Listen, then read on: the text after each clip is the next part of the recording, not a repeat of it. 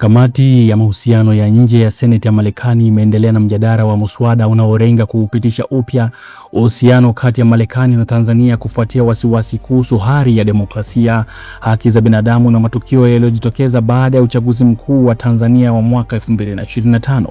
Muswada huo unaojulikana kama Reassessing the United States Tanzania Bilateral Relationship Act namba 4577 uliwasilishwa na maseneta Jane Shaheen pamoja na Ted Cruz, ukitaka serikali ya Marekani kufanya tathmini ya kina ya uhusiano wa kisiasa, kiuchumi, kidiplomasia na kiusalama kati ya nchi hizo mbili.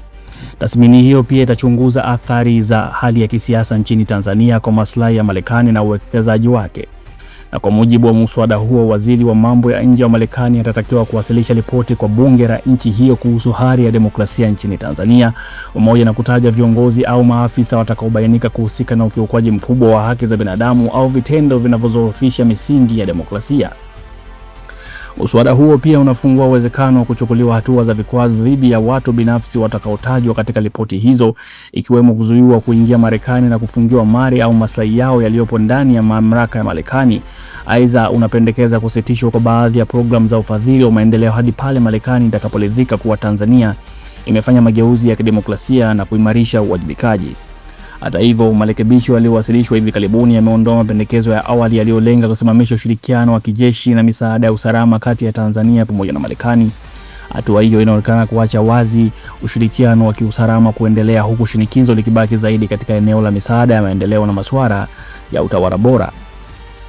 Iwapo mswada huo utapitishwa na Seneti, Baraza la Wawakilishi na baadaye kutiwa saini kuwa sheria, unaweza kuwa hatua kubwa zaidi kuwahi kuchukuliwa na Marekani katika miaka ya karibuni kuhusiana na uhusiano wake na Tanzania, huku ukionyesha mwelekeo mpya wa Washington katika kushughulikia masuala ya demokrasia na haki za binadamu nchini humo. Hapa tutachambua maendeleo muhimu katika uhusiano kati ya Marekani na Tanzania, ambapo kamati ya mahusiano ya nje ya Seneti ya Marekani inaendelea na mjadala wake wa mswada wa Reassessing the United States Tanzania Bilateral Relationship ulioanzishwa na maseneta hawa wawili kutoka chama cha Democratic na wengine ni Republican. Mswada huu unataka tathmini kamili ya uhusiano wa kisiasa, kiuchumi, kidiplomasia na kiusalama kufuatia wasiwasi mkubwa kuhusu demokrasia na haki za binadamu baada ya uchaguzi wa Oktoba 29 mwaka 2025. Mswada huu unataka waziri wa mambo ya nje wa Marekani, Secretary of State, kuwasilisha ripoti kamili kwa Congress kuhusu hali ya demokrasia, haki za binadamu na utawala wa sheria nchini Tanzania.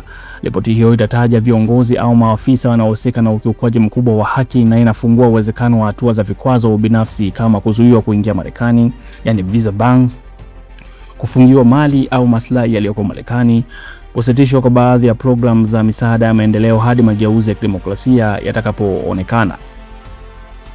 Marekebisho ya hivi karibuni yameondoa mapendekezo ya kusimamisha ushirikiano wa kijeshi na misaada ya usalama, hivyo kuacha wazi ushirikiano huo kuendelea.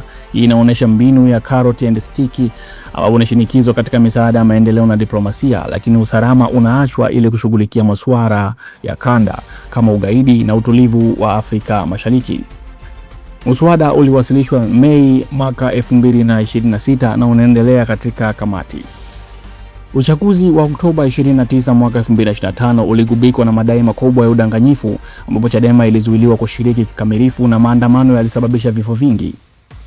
Serikali ilitangaza takriban vifo 518 vya asili isiyo ya kawaida, na wakati ripoti za Amnesty International, Human Rights Watch pamoja na vyanzo vingine vya kimataifa vinakadiria ni zaidi ya hiyo, pamoja na mamia wengi walijeruhiwa pamoja na kukamatwa.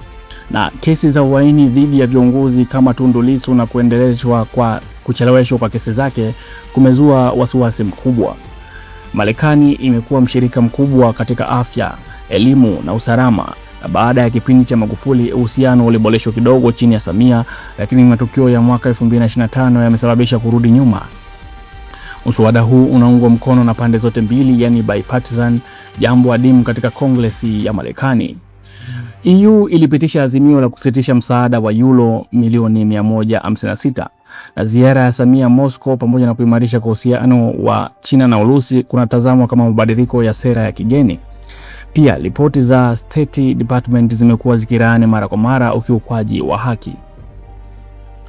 Muswada huu unaonyesha mabadiliko ya sera ya Marekani kuelekea accountability diplomacy, kutumia misaada na diplomasia kushinikiza mageuzi. Kuondoa vikwazo vya kijeshi kunaonyesha kuwa maslahi ya kiusalama kama kupambana na ugaidi na utulivu wa eneo yanapewa kipaumbele, lakini demokrasia na haki zinawekwa kama masharti ya misaada ya maendeleo.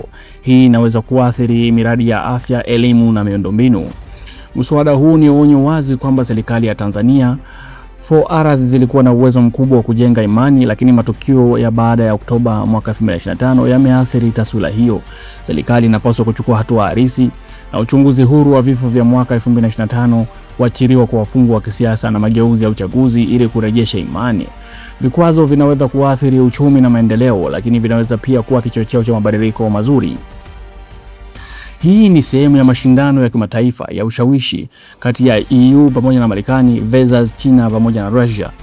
Tanzania inajaribu multi-alignment ambayo ni sawa, lakini haiwezi kuwa kisingizio cha kupuuza haki za binadamu pamoja na demokrasia. Ulisi wa Rais Samia utategemea ikiwa atarejesha roho ya 4Rs au kuendelea na mwelekeo wa udhibiti. Historia inaonyesha kuwa viongozi wanajenga imani kupitia maridhiano na mageuzi huacha urithi wa kudumu, wakati mwelekeo wa nguvu na vikwazo vya ndani unaweza kuleta matokeo ya muda mfupi tu.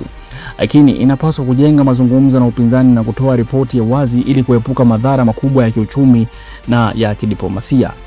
Ndugu wasikilizaji, muswada huu unaonyesha kuwa demokrasia na haki za binadamu zinaendelea kuwa kigezo cha uhusiano wa kimataifa, na Tanzania ina nafasi ya kurekebisha na kurejesha imani. Je, nini maoni yako wewe kuhusiana na haya yanayoendelea hivi sasa nchini Tanzania, ambapo kuna visa kama hivi vinaendelea kuikumba nchi hii, na kila siku ni matukio mapya, mara kusitishwa kwa misaada, mara sijui hili, mara sasa hivi kuna mambo ya muungano. Kwa mambo ni kila siku yanakuwa mapya. Nini maoni yako kuhusiana na haya?